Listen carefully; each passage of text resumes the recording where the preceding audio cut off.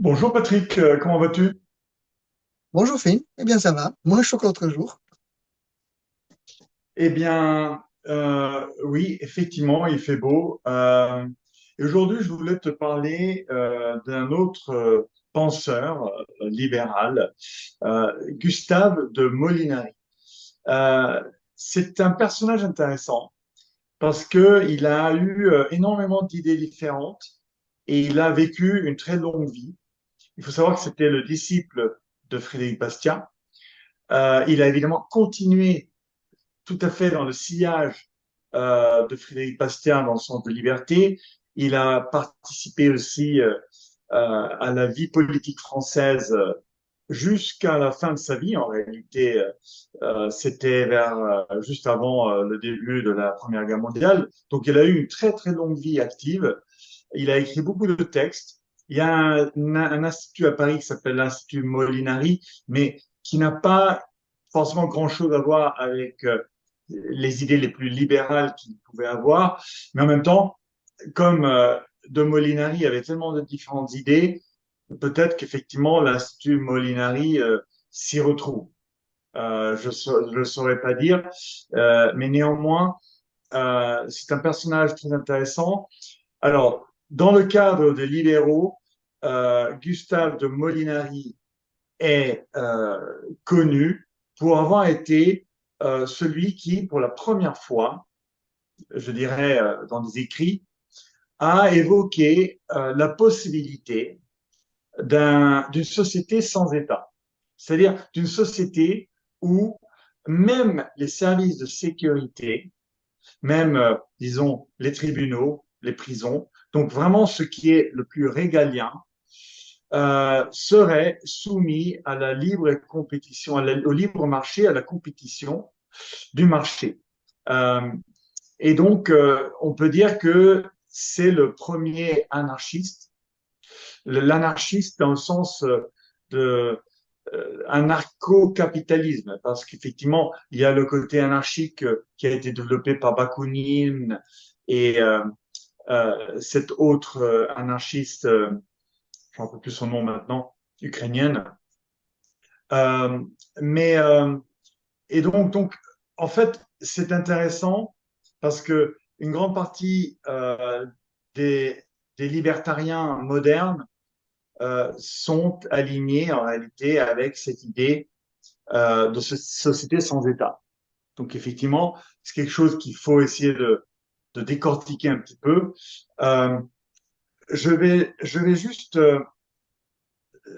lire un bref passage de Molinari, parce que son œuvre la plus connue, qui traite justement de ce sujet pour la première fois, c'est de la production de sécurité de 1849. C'était justement la dernière année de vie, on peut dire, l'avant-dernière année de vie de Bastia, et c'est l'année où son disciple de Molinari a écrit ce pamphlet, ou disons, ce livre très court sur la production de sécurité.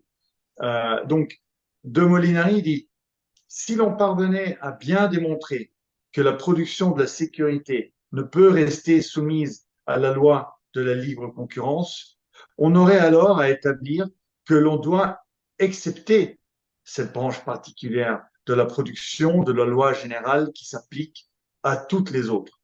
Or, on chercherait vainement une telle exception. Il n'existe pas une seule branche de la production, et il veut dire ici le marché, hein, de la production, fût-elle la plus simple, qui ne soit soumise à la loi qui veut que l'intérêt du consommateur doive toujours être mis au-dessus de l'intérêt du producteur. Or, si l'on place l'intérêt du consommateur de sécurité au-dessus de l'intérêt du producteur de sécurité, on arrive à cette rigoureuse conclusion que la production de la sécurité doit, dans l'intérêt des consommateurs de ce service immatériel, être soumis à la loi de la libre concurrence.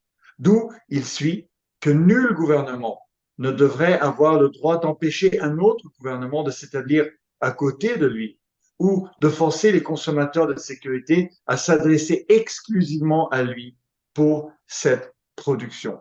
Et donc, un peu plus loin, il dit, où ceci est vrai, où les principes sur lesquels repose la science économique sont invalides. Donc, effectivement, c'est très intéressant. Et donc, ça, c'est le point clé ici, c'est que il donne la nécessité de démonstration aux autres. C'est-à-dire, ceux qui disent que ça ne peut pas fonctionner, que le marché libre fonctionne pour tous les autres services, mais pour celui-là, pour les services de sécurité, c'est-à-dire que pour le régalien, le marché ne fonctionne pas, eh bien, c'est à eux, dans ce cas, d'expliquer pourquoi cette exception existe. Et ça, je trouve intellectuellement très intéressant. Euh, mais j'ai évidemment moi-même quelques objections, j'ai disons quelques argumentations. Je vais te laisser d'abord réagir. D'accord, pardon. Merci Finn pour cette introduction et tu as dit beaucoup de choses de très intéressantes. En ce qui concerne Frédéric Bastiat, pour poser un peu le cadre, il dit dans la loi que chaque homme, chaque personne a le droit légitime de défendre sa liberté, sa propriété et sa personne. Il dit aussi que chaque personne, les individus peuvent se regrouper librement dans une société, une association, pour accomplir une mission particulière, donc pourquoi pas une mission de sécurité.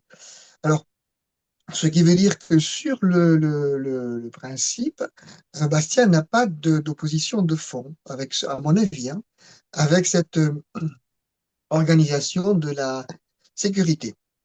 Par contre, je pense que Bastien est un pragmatique, comme j'ai déjà dit, c'est-à-dire que il est minarchiste. Il considère que sans remettre en cause les fondamentaux du libre-échange et de l'intérêt du consommateur par rapport au producteur, sans remettre en cause ces fondamentaux-là, il pense que d'un point de vue pratique, les sociétés humaines étant organisées comme elles le sont, il est extrêmement difficile de passer de sociétés qui sont, on va dire, étatisées, policées ou judiciarisées à des sociétés étatiques, à des sociétés où ces fonctions seraient accomplies par, on va dire, des organismes privés, électifs ou ce que l'on souhaite. Euh, il pense que la sécurité, alors intérieure, extérieure, dans la sécurité, il y a évidemment la justice, doit être euh, accompli par l'État si l'État a un seul rôle. Ce qui veut dire que si l'État a un rôle, c'est celui-là. Si on supprime même ce rôle à l'État, ben, l'État n'a plus lieu d'être. Donc il accepte, de point de vue pragmatique, que l'État s'occupe des fonctions de sécurité, à la condition, bien évidemment, que l'État défende la liberté, la propriété et la personnalité. Parce qu'en fait, ces personnes-là, les gens, délèguent à l'État, comme ils pourraient déléguer à une société, on va dire, privée, élective, ces fonctions-là, mais l'État doit rendre ce service. Si l'État ne rend pas ce service, les individus sont parfaitement en droit de récupérer pour eux-mêmes et d'assurer eux-mêmes ces services-là que l'État ne peut plus le faire. Donc, certes, Frédéric Bastiat délègue à l'État les fonctions régaliennes de sécurité, mais il dit bien à l'État, faites-le, accomplissez-les bien, parce que si vous ne rendez pas ce service, nous, les individus qui vous avons délégué ces capacités, nous allons les reprendre et faire différemment. Donc, dans une société même minarchiste, les fonctions de sécurité, une partie des fonctions de sécurité peuvent être assurées par les personnes elles-mêmes. Donc, on parle souvent de faire justice soi-même ou légitime défense. Je pense que ce sont deux choses très différentes. La légitime défense, on dit légitime, c'est pas la défense légale. La défense légale, la violence légale, c'est C'est ça. l'État. La violence légitime, c'est quand on défend la liberté, la propriété, la personnalité. Et les individus, les Français, comme les autres, ont la légitimité pour défendre leur liberté, leur propriété, leur personnalité. Dans un système comme le nôtre, qui est un système qui est spoliateur, la spoliation légale concerne la perte de la liberté, propriété et personnalité. L'État confisque tout ça aux gens, les individus français, ce qui est en droit de dire à l'État, bon, ça suffit maintenant, nous allons récupérer une partie de nos droits et assurer nous-mêmes un certain nombre de fonctions. Donc, il y a toujours un équilibre entre les fonctions déléguées à l'État et les fonctions qu'accomplissent eux-mêmes les citoyens, soit individuellement, soit en groupe. Et ça, c'est extrêmement difficile, tu l'as dit, c'est extrêmement difficile à expliquer aux gens parce qu'ils sont très habitués à une fonction, à des fonctions de sécurité d'État légales. Ils confondent légal et légitime, ça je l'ai déjà dit. Ils sont très habitués à ça. Donc leur expliquer que si l'État ne fait pas bien son boulot, ils sont tout à fait légitimes pour reprendre en totalité ou en partie. Alors, en totalité, on arrive chez Molinari, en partie, on reste chez Bastia. Euh, pour reprendre en main leur propre sécurité. Ça, c'est une explication du pragmatisme de Frédéric Bastien. Par exemple, en France, on a la loi qui régit la légitime défense est extrêmement sévère, et beaucoup plus sévère que dans d'autres pays. En France, Oui. on pourrait assouplir cette notion Oui. de légitime défense, par exemple. Oui, tout à fait. Donc, c'est ce côté pragmatisme qui, pour moi, est aussi un argument fort. Euh, et là, je pense que Bastia a quand même un point important à faire. Euh, Moi, je dirais, premièrement, intellectuellement, l'idée de Molinari se tient. Donc, ça veut dire que déjà, intellectuellement, il ne faut pas rejeter cette idée juste parce que, pour des raisons pratiques, le pragmatisme, ce n'est pas, disons, probable ou faisable aujourd'hui dans la société dans laquelle on vit. Ça, c'est la première chose. Donc, il est important déjà d'accepter que théoriquement et même en réalité, en pratique, cela pourrait fonctionner. Est-ce que ça pourrait fonctionner sur une, disons, une superficie ou un état de la taille de la France? Ça peut se discuter. Mais le fait est que, historiquement, il y a eu beaucoup de périodes, surtout en Europe occidentale, hein, et c'est la base, en réalité, du développement du libéralisme. Le fait que, après la chute de l'Empire romain et la chute ensuite de l'Empire carolingien, il y a eu pendant de longs siècles, en réalité, en Europe, une situation où l'État était pratiquement pas présent, l'Église d'ailleurs très peu non plus, et en réalité, dans beaucoup de zones d'Europe, nous vivions avec de la sécurité fournie par différents groupes. On peut appeler ça entreprise, même si c'est un terme un peu moderne. Mais donc, et donc, il y a quand même beaucoup d'exemples, et même aujourd'hui, ce que beaucoup de personnes ne savent pas ou ne souhaitent pas, disons, connaître, c'est que dans beaucoup de pays, par exemple aux États-Unis, euh, une grande partie de la sécurité est fournie déjà par des sociétés privées. Dans beaucoup d'États, une grande partie euh, de la sécurité est délégué déjà aujourd'hui à des sociétés privées. Ça peut être le cas dans des campus universitaires, ça peut être le cas dans des grands centres de divertissement type Disneyland et autres. Et il y a même des cas où, dans ce genre de situation, euh, ils font la loi, même. Ils font la loi. Donc, évidemment, on sait que derrière, il y a toujours la loi étatique, voire la loi fédérale, mais néanmoins, il y a beaucoup d'exemples qui montrent que ce n'est pas aussi, disons, c'est pas une si grande fantaisie que ça, en réalité. Il y a un livre très intéressant que je veux juste mentionner pour les éditeurs, pour les auditeurs qui souhaitent un petit peu éventuellement s'approfondir. C'est donc un libertarien qui s'appelle Edward Stringham, qui a écrit un livre qui s'appelle Gouvernance privée. Alors, je pense qu'il existe en français, mais je ne suis pas sûr. Mais c'est un livre qui est très intéressant, qui reprend cette idée de gouvernance privée, d'une manière générale, et en montrant historiquement et dans la société actuelle à quel point, en réalité, une grande partie de la gouvernance, d'une manière générale, est déjà privé. Et on peut prendre tout ce qui est normes et standards. Et là, aujourd'hui, on n'a pas de problème à accepter qu'une grande partie des normes et des standards techniques ou technologiques ou autres sont en réalité réglés, testés, confirmés, validés par des sociétés entièrement privées. Ça, c'est ce qui a lieu aujourd'hui. Donc on voit bien que c'est pas si farfelu que cela si on creuse un petit peu, même si évidemment nous avons été éduqués dans un système qui est très fortement étatique et pro-étatique, et donc pour beaucoup de personnes, c'est très difficile de s'imaginer. Euh, voilà. Et ensuite, je reviens à l'idée de quand tu disais déléguer ou non à l'État. Mais dès qu'un individu a la possibilité de déléguer ou non à l'État, ça veut dire que l'individu a déjà un choix.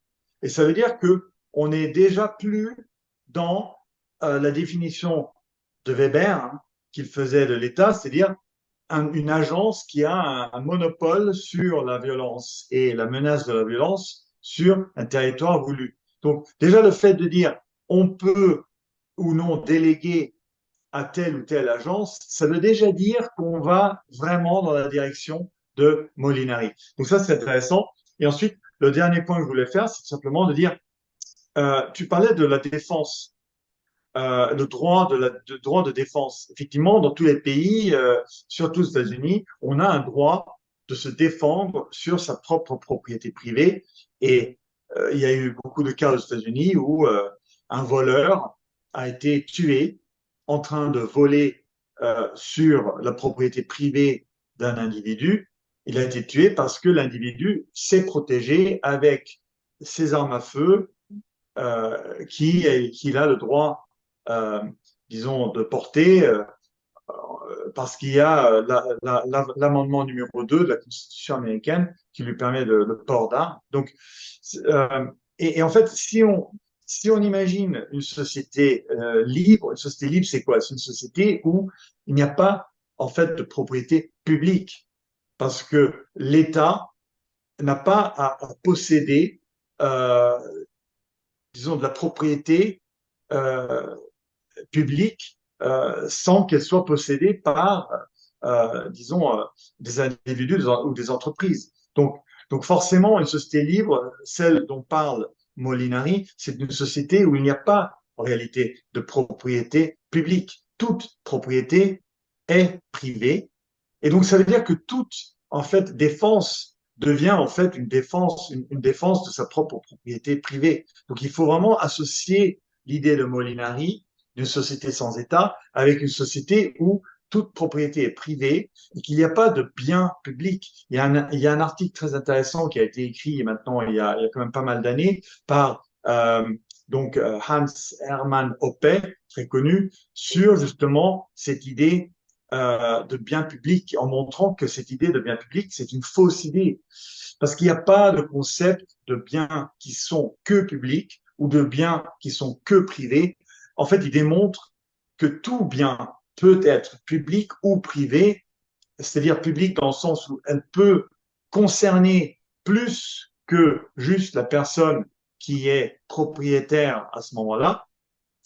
Et donc cette dichotomie qui est constamment faite dans les sociétés étatistes de bien public et bien privé, c'est une fausse dichotomie. Il n'y a pas en réalité de biens qui peuvent être mis dans une catégorie de biens publics ou d'autres biens qui peuvent être mis uniquement dans une catégorie de biens privés. Donc ça, c'est des concepts qui sont intéressants et sont importants disons, associés à cette idée de Molinari, de société sans État. Voilà, si tu veux conclure, Patrick. Oui, juste un petit mot. Ce que tu dis n'est pas en contradiction avec ce que dit Frédéric Bastiat, puisque quand il dit que chaque homme a le droit à défendre, y compris par la force, sa propriété, sa personnalité et sa liberté. Mais en fait, ces trois facteurs-là sont extrêmement liés. La propriété, ce n'est pas uniquement la propriété foncière, par exemple. La propriété, c'est je suis propriétaire de ma vie, je suis propriétaire de ma personne, je suis propriétaire du fruit de ma création. Par exemple, s'il y a des éléments comme ça qui sont extrêmement importants à connaître. De même, quand quand Bastia dit ça, il dit absolument que dans une société libre, telle qu'il peut la concevoir, c'est une société où les individus n'ont pas besoin d'État. Ça, c'est une chose que Bastien n'a jamais contestée, n'a jamais s'appelle remise en cause. D'ailleurs, mes amis libertariens disent que Frédéric Bastiat est classé minarchiste, mais en fait, c'est un libertarien qui n'a, je ne veux pas dire qu'il s'ignore, parce qu'il savait très bien ce qu'il faisait, mais c'est un libertarien. Alors, dans la pratique, c'est vrai que dans une société libre, comme tu parlais, les fonctions de sécurité sont des fonctions importantes.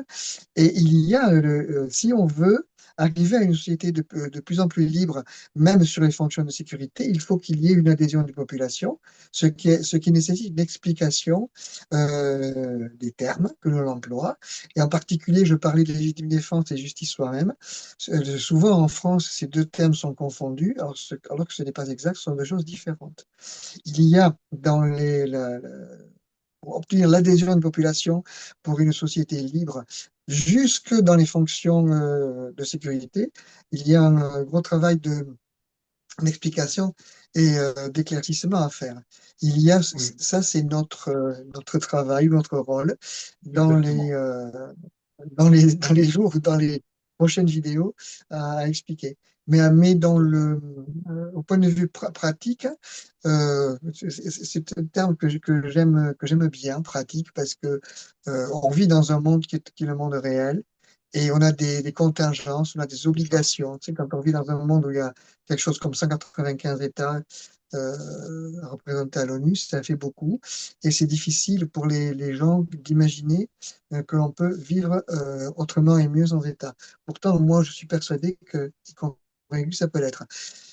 En attendant, eh bien, il faut faire avec ce qu'on a, tenir compte des circonstances, tenir compte du contexte.